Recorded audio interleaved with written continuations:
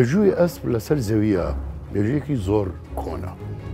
55 ملیۆن ساڵ پێشدا ئەسپ کۆنترین ڕەفیقی بەنیادەم بووە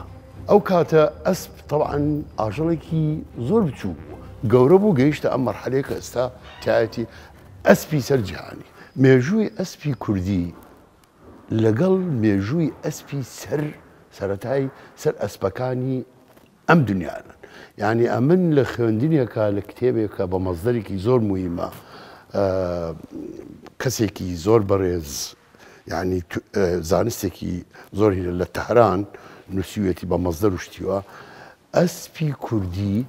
کۆنترە لە ئەسپی عەرەبی و فارسی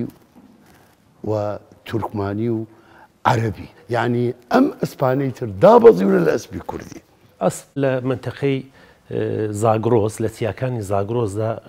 زۆر پێشینەیەکی زۆر دیرینی هەیە بەڵگەکانیشمان ئەو ئاسەوارانن ئەو هەڵقەندراوانی نێو شاخەکانی کرماشا و چەندین شاخی کە هەیە لەوێ بە هەزاران ساڵ لەوە پێش لە حکوومەتەکانی پێشوو ئەسپیان لەوێ هەڵقەندووە یعنی ئەسپی تایبەتی ئەو چیانەی خۆمان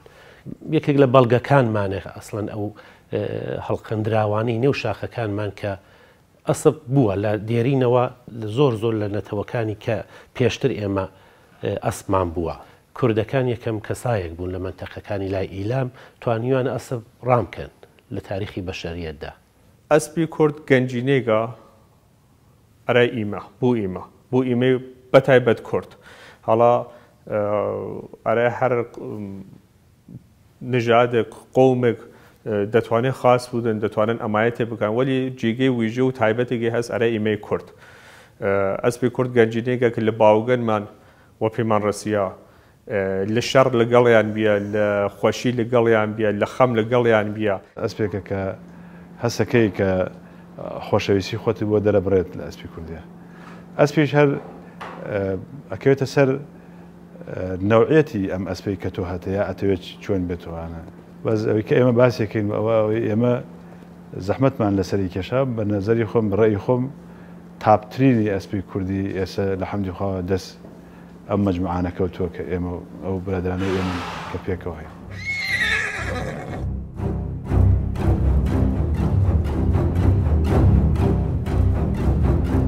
ئەسپی کورد هەر ئەسپی کووردە بەڵام ڕەنگە لە ڕنگ و لە شکلە جیاوازیەکی هەبێ گینا ئەسپی کورد هەر یەک جۆرە و ئەسپی کووردە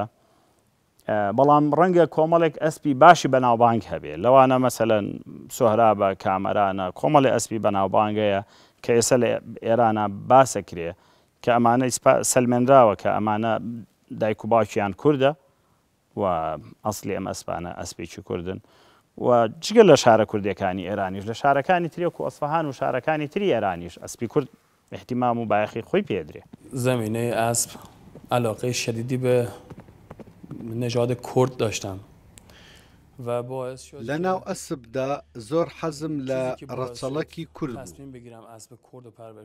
ئەوەی وای کرد کە ئەسپی کوردی بەخێو بکەم و زیاتر حەزم لێی بێت بریتی بوو لە لەش و لاری ڕێک و پێک و ڕەنگی نمونەیی و بەهێزی لەش و جەستەی ڕەسەنی ئەسپی کوردی بوو ئێستا نزیکەی چل ئەسپی کوردیمان هەیە 40 تا رأس اسب داریم کرد بالنسبة للفروسية في كردستان احنا سەبارەت بە ئەسپ سواری لە کوردستان بابەتێکی نوێ و فەرهەنگێکی نوێیە 2010 هاتوینەتە ناو ئەم بابەتە و ئەم شوێنە نایە بە وەرزشیەمان دروست کردووە کە لە ناوچەکە و عێراق هاوشێوەی نییە ئەمە تاکە شوێنە بە گوێرەی تایبەتمەندی نێودەوڵەتی بێت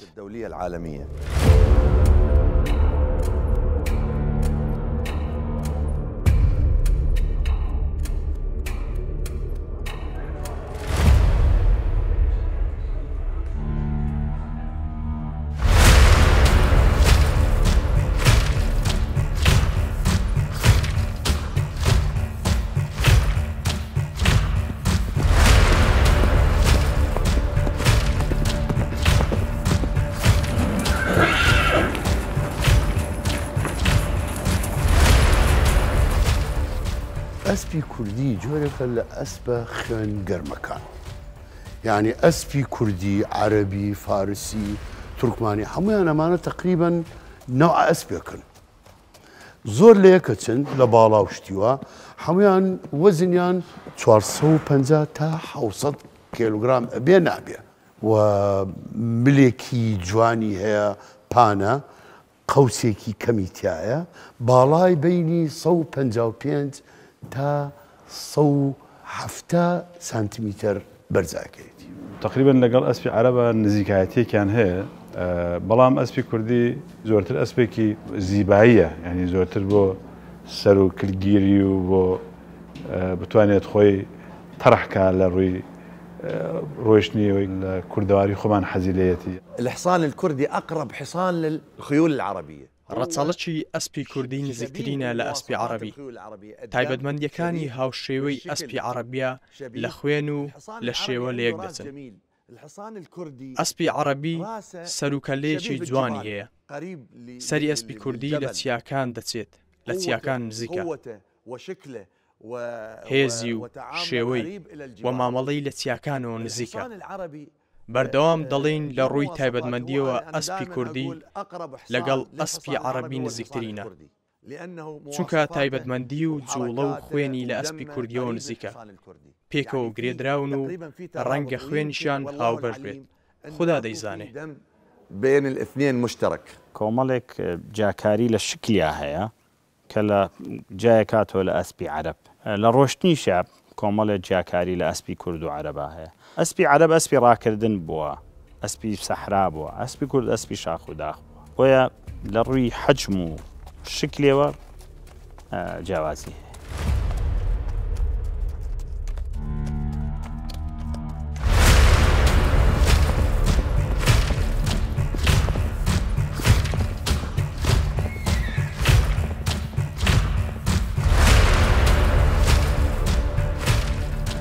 هەندە دێر زەمانەوە بەکار هاتووە بۆ شاخ و داخی بۆ ئیشی ینی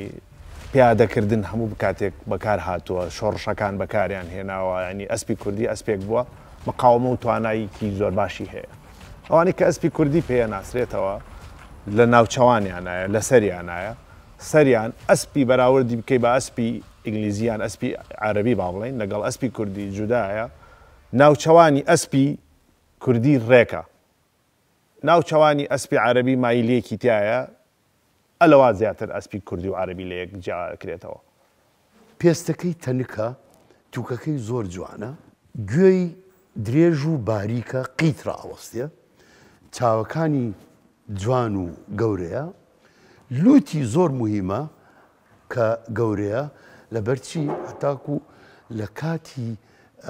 یعنی لە ڕاکردن و غارکردن و سواری و ئەو شتانە زۆر هەوا هەڵمژیە. پشتیان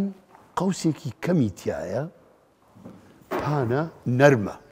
الحصان الكردي الأصيل هذا سلالة ڕەچەڵەکی ڕەسەنی ئەسپی کوردی هاوشێوەی ئەسپەکانی دیکەیە و لە ڕۆژگاری شارستانیەتی کۆنەکاندا ئەو ئەسپە هەبووە. تایبەتمەندیەکی جوانی هەیە. پشتی کورتە و لە شولاری بەرز و بەهێزە. بەردەوام کلچی بەرزە. سەریشی بەرزە. شێوەی جوانە. هەمیشە لە جەنگەکان بەکارهێنراوە. بەرگەی دۆخی کەش و هەوای سەختی سەرما و گەرما و چیاکان دەگرێت. لەسەر کەشی دژوار ڕاهاتووە. ئەم ئەسپا مێژووی هەیە. بەم دواییانە لە ڕێکخراوی یونسکۆ بۆ کەلەپوری جیهانی تۆمار کراوە.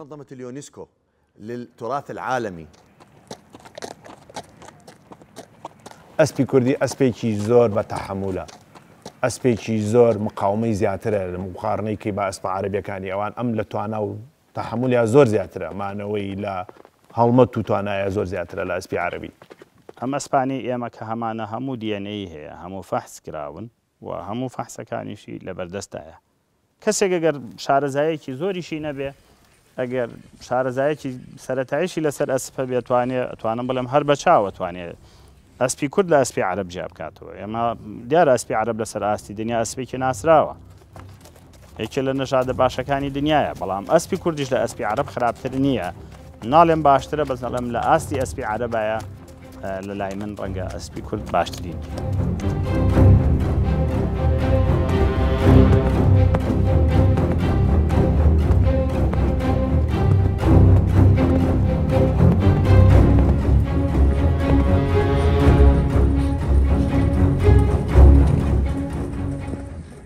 کوردستان ئەردەکەی شاخ و داخیە لەبەرەوە ئەسپی تر لەم خاکی خۆمانە زۆر ناژی تووشی عەزیەتێکی زۆر گەورە ئەبێ قاچەکانی سمەکانی دائیمەن تووشی جونگەکانی تووشی شتی خراپە بێ التیهاباتە بێ لە دەسەکەیە کۆلان ئاسپ و هەرێشە ئاسپ بەگشتی ئەسپ و بەخێوکردنی پەیوەندی بە سەلیقەوە هەیە لە ڕوانگەی منەوە دەکرێت ئەسپی کوردی لە ئاستی ئەسپی عەرەبیدا بەراورد بکرێت تەنانەت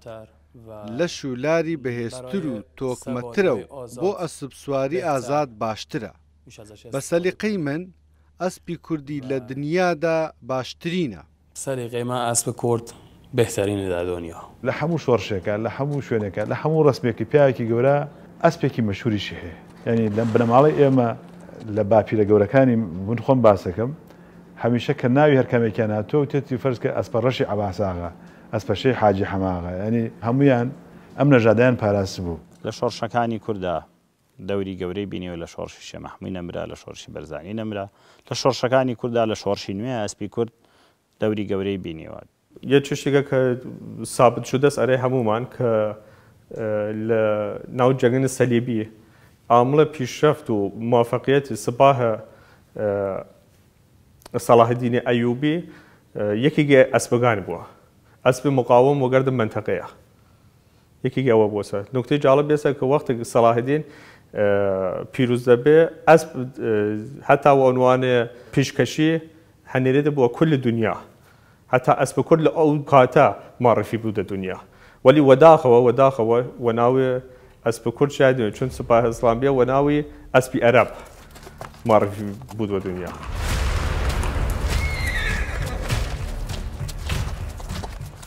أنا أتذكر أول معرفتي بالحصان الكردي ليادما یەکەمین ئاشنایەتیم لەگەڵ ئەسپی کوردی دەگەڕێتەوە بۆ سەردەمی ڕژێمی پێشوو ئەو ئەسپەی کە سەدام حوسێن لە نمایشی سەربازی سواری دەبوو ئەسپێکی سپی بوو ناوی نەسر بوو ڕەچەڵەکی دەگەڕێتەوە بۆ کوردستان چونکە هۆزی جاو لە کوردستان کە هۆزێکی گەورەی دیارن ئەسپیان بەخێو دەکرد بۆیە گومان دەکەم ئەو ئەسپا هی هۆزی جاو بوو بێت هذا الحصان كان من أصل يعني كان موجود عند عشيرة الجاف کارەساتی ئەنفال تەنیا هەر مرۆڤەکانی کوردی لە ناو نەبرد بەڵکو سەروەت و کەلتور و لەگەڵ خەڵکەکەی هەموو ئەمانیشی لە ناو برد بەداخەوە لە دوای ئەنفالیش ژیان لە منطقەی ئەوەندە قورس بوو کە خەڵک نەیتوانی ممارەسەی هیوایەت و حەزەکانی خۆی بکە بەداخەوە چەند ساڵی ڕابردوو بە بۆنەی شەڕ و زۆر مەسایلی ئابووری و سیاسی و ئەوانە ئەو ئیشانە بۆ ئێمە زەحمەت بوو نایان دەتوانین مەسڵن 20 ساڵ 30 ساڵەوە پێش لەوبەر بەونەی شەڕی ئێران و عێراقیا بەرعەکس لێرە هەول لایەک جەماعەت خەڵکەکە نەی دەتوانی زۆر تەمەرکوز بکاتە سەر ئەو ئیشە بەڵام ئەلان هاتوونێتە سەر ئەوەی کە دەتوانێت لە زۆر جێگا بێتە هێمایەک بۆمان ببێتە باعیسی ئەوەی کە لە دنیادامان ناسن سوپاس بخوا ئێستا ئەتوانم بڵێم ئەسپی زۆر باش دروست بووە ئەتوانم بڵێم ئێستا ڕەنگە ئەو ئەسپانی ئێمە هەمانە ڕەنگە ئەوی لە کوردستانی عێراقا هەیە ئەتوانم بڵێم هاوتایە لەگەڵ کوردستانی ئێرانە ئەگەر باشتر نەبێ خراپتر نییە بە بۆچوونی من بۆ ئەوەی ئەم جۆرە ئەسپا لەم ناوچەیەدا وەچەی باشتر بخەنەوە پێویستە سوود لە هێڵی خوێنی کامەرانی قەدیری و سوڵتانی گومبەت وەربگیردرێت بەیەکەوە جوود بکرێن تا خوێنی باشتر پەیدا ببێت تاوەکو ئەم ساتە کە من ئاگام لێتی بەرەو پێشچوونی زۆر باش هەبووە کۆمەڵێک پای ئەسپی کوردمان جا کردەوە بۆ خۆمان لە ناویانە کە ماینێکی مەشهورمان هەبوو بە ناوی کریستاڵ و ئەو ماینە بەشی هەرە زۆری ئەو ئەسپانەیە کە ئیسە لە کرم لە ئێرانیشا بەشێکی هەیە کە مەشهورن و ئەوانەی ئێمەش هەمانە لەم ماینە توانیمان هەم ئەسمان دەستکەوێت هەم ماینی باشمان دەستکەوێت.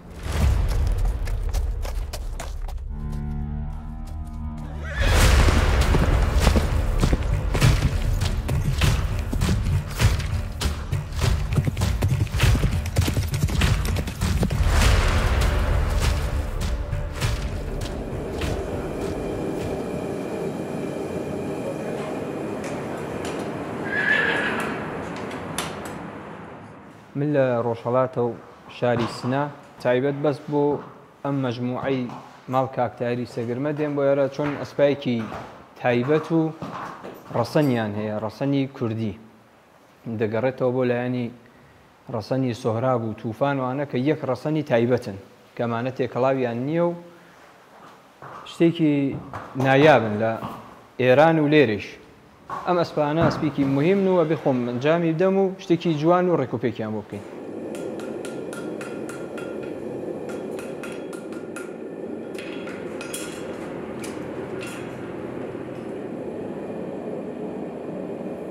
بە دوای هەموو ئەو ئەسپە باشانە گەڕاوین کە ئێستا وجودیان هەیە کە کۆمەڵێ ئەسپە ئەتوانم بڵێم یەکێ لەو ئەسپانە کە سۆرابە کە سۆرابی لارتی کە ئەمە ئەتوانم بڵێم زۆر سوودمان لێ بینیوە کە ڕەنگە لە ئەسپە باشەکانی ئێستای کورد بێت. بەڕێی خۆم پای ئەسپی کورد ئێستا هاتوۆتەوە ئەم وڵاتەی خۆمان یانیم کە ئێستا ئێمە ئەتوانین لە موقعاتێکی تراین کە باشترین ئەسب کەوتۆتە لێرە بە تایبەتی لە لای کاکتار و ئێمە. من وە خۆم لە بۆکان تقریبان 18 ساڵ لەوە پێش هاتم شۆنێکم دروست کرد بۆ پەروەردەکردنی ئەسپی کورد. ئەسپی کوردیش لە ڕۆژهەڵات لە کرماشە لە سنا یەکێک لە ئەسپەکانی ئەوێم هەڵبژارد یەکێک لە باوکانی ئەسپی ئەوێ بە نێوی سۆهراب کە یەکێک لە ئەسپای پایی کووردە هاتم لەسەرەوە ئیشم کرد و ماینم لەو ڕەسەنە کڕی و ئەینەنیش وەک من جەماعەتی کە ئەوانش هاتوون لە لاینەکانی کەدا هاتوون پەروەردەی ئەسپی کوورد دەدەن. کۆمەڵێک نەژادی تر دروست بۆ وەکو پێڵێن ئەسپی کورد عەرەب یعنی ئەمانە کە هەستیان کردووە ئەسپی کورد و ئەسپی عەرەبیان لە یەک داوە نەژادێک دەرچووە هەستەکەم شتێکی جوانە دەرچووە بەس لە واقعە یعنی توخمە کوردەکەی وای لێ کاکە یعنی ئەو لە جێی خوایەتی عەرەبەکە بەس لەگەڵ کوردەکە کە تێکەڵێکن ئەسپی کورد و ئەسپی عەرەب شتێکی جوان دەرچووە. مەسئولێتێکە لەسەر ئێمە وەکو کورد و لەم کوردستانە کە ئەسپی کوردی